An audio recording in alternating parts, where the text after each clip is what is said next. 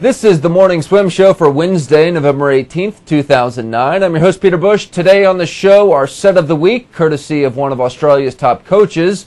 But first today, we're going to raise the IQ on the show a few points. Jordan Anderson, not only an All-American swimmer for Auburn, he is also a finalist for the Rhodes Scholarship, which is one of the top academic achievements in college. And Jordan joins us on Skype right now from Auburn. Jordan, how you doing? Good. How are you doing, Peter? Good, thanks. Can you explain just a brief synopsis of what the Rhodes Scholarship is? Well, basically, it's a national scholarship that was instated by Cecil Rhodes back in 1908, and it provides an opportunity for citizens from the U.S., Canada, Germany, South Africa, some of the Australia, basically the British provinces, or old British provinces, to get a chance to go to Oxford and do a graduate program at the University of Oxford in England. Now, you study biomedical sciences at Auburn? That is correct. What is your GPA, if I may ask? I think right now it's 391, or I think that's right, 391. All right. There are obviously some pretty strict standards to even be acknowledged. Did you reach out? Did they reach out to you? How does it work? Well, basically, I went in and talked to kind of the director of scholarships here at Auburn, and basically went to ask him about scholarships for dental school. I'm hoping to go to dental school in the future, and was basically asking him about dental school scholarships. And after he kind of looked through my resume and the research that I did this summer and some of the other kind of extracurricular activities that I do, he thought that I might be a good candidate for either the Rhodes Scholarship or the Marshall Scholarship or the Fulbright, and told me that I should just go ahead and apply. So I kind of went home that weekend and thought about it and did some research on the Rhodes and the different programs that are offered at Oxford that would kind of apply to what I want to do in the future, and found one program that seemed like it could really be a really insightful program at Oxford. So that's how I kind of got plugged into it. I really, if you would have asked me in July what I thought that I was doing next year, the Rhodes Scholarship would have nothing to do with it. So really, it kind of happened right around the end of August when I started to decide that it was something that I wanted to do, and then just kind of went straight into it. And you have the big interview this weekend, correct? That is correct. Yeah, the interview's in Birmingham, along with I think 12 other candidates. Now, it's got to look good on the resume that you're a swimmer at one of the top, swimming universities in the country. I mean, do you bring in the cap and goggles for the interview? How can you make sure you nail that point home? Well, I think that it was clearly identified, and you have to write an essay in the application process, and then also you have to have 8 letters of recommendation. And so obviously one of my letters of recommendation came from Brett Hawke, who is my coach here at Auburn, and then also one from the director of athletics here at Auburn, Jay Jacobs. So I think that the athletic point was definitely driven home in the application process. But I look forward to, I'm sure that they will ask questions about kind of the leadership aspect of swimming here at Auburn, and just a lot of those sort of questions. So I'm looking forward to the interview and how swimming will play a part in it. Well, it's great to see that you're taking the student part of student athlete very seriously. But how's the other part going? Swimming's going really well this year. Trying to stay healthy and really kind of work hard right now in the fall. That's kind of that's just the time of the year we're working hard and really getting a lot of work done right now in the fall as a team. Preparing for March. Does Coach Hawke talk to you guys about repeating as national champions, or how does he try and keep that fire lit? Every single day. I mean, every day, that is the goal of every single practice, is to swim and perform in practice with the goal being a national championship at the end of the year. I think if you don't keep that in mind on a day-to-day basis, then you're not going to end up with that, attaining that goal at the end of the year.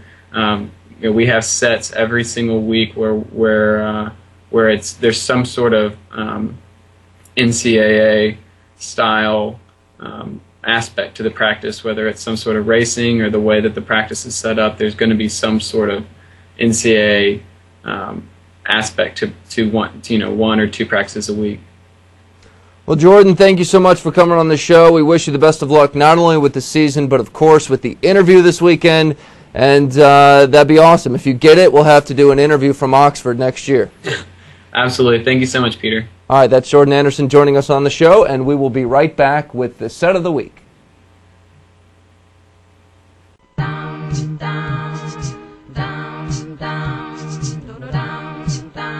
There's a reason for the sunshine sky, and there's a reason why I'm feeling so high. Must be the season. You get more power and more space. The world gets fewer smog-forming emissions. The third-generation Prius. It's harmony between man, nature, and machine. And welcome back to the show. Time for the set of the week. When we went up to Flagstaff, Arizona, the high-altitude training center there, Eamon Sullivan's coach, Grant Stoelwinder, showed us a set designed for sprinters to help them finish 100-meter swims.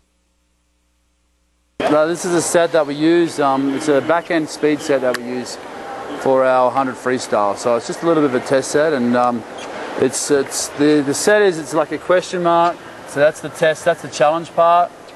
Times by 50s at back-end speed. Okay. Now for senior males, they do it on 3-minute cycle. And for Libby, we used to do it on 2:30 for our females. And what the idea is, so they've set up on their first 50 that they swim. For example, it might be a 25.0, and this is what we're looking at for a back-end speed. And what the rest of the set is we give them a variance of 1 second. And they've got to keep doing as many 50s as they can. And so they've got between 25 and 26. And then this number, so sometimes it might be 5 at 8. It doesn't usually get beyond 8. So we've had, the best is 10, I think, that Andrew Lauderstein got up to, and Libby got a 10, holding 27s, mid-27s. Well, that was her starting point. But so this is a set we use. Sometimes, like the other day, we did it up here at Flagstaff. What I did, I put a minimum of 650. So if they failed before 6, I gave them a little bit of a swim down, and they had to start again until they got up to 8. Well, they had to at least get 6. So I think, like some of the guys had 7, some of them got up to 8. We only had one guy got the 650s this time round. That was Matt. So, but that's one of my favourites. One of a test set. See how we're going, especially with back end speed of the 100. And it's not a long set. It's maybe 300 to 400 meters, but it's a hard set. And the real sprinters, you might find, might be vomiting with the lactate. The 3. So you're doing them in sets of 3? No, this is 3 minutes. 3-minute cycle. Yeah, this is 2-minute 30 cycle. So, and this is something that you could, for if you got a 200 swimmer or a 400 swimmer, you might have a 400 swimmer doing these as hundreds.